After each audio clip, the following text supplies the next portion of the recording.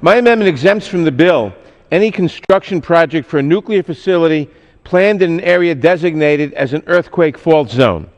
The RAPID Act would prevent meaningful input on complicated construction projects that have the potential to have disastrous impact on individuals living near them.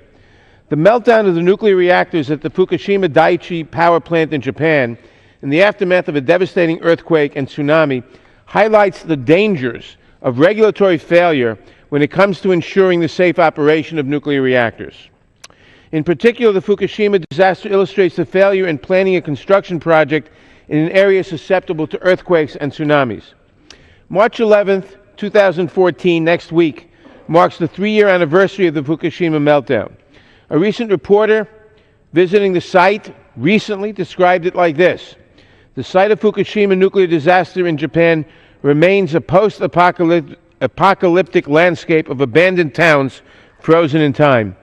Now consider the Indian Point nuclear power plant, which is only 24 miles from New York City, and according to the Nuclear Regulatory Commission could be at risk of reactor core damage from an earthquake. An estimated 17 million people live within a 50-mile radius of the Indian Point nuclear power plant.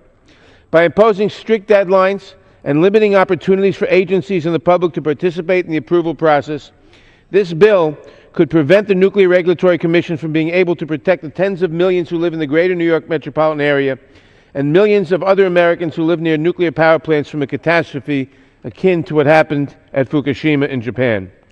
I want to point out that we have already had nuclear accidents right here in the United States. Just last month, night shift workers inhaled plutonium that was leaked from a nuclear waste burial site in Carlsbad, New Mexico. Radioactive materials reached the surface and were inhaled by several workers. These workers face the possibility of subatomic particles bombarding their internal organs for the rest of their lives. Now imagine the immense risk to human health that could result from a large-scale leak caused by an earthquake. It would be catastrophic. We cannot afford to water down nuclear regulations or restrict the ability of the Nuclear Regulatory Commission from doing its job of protecting human health.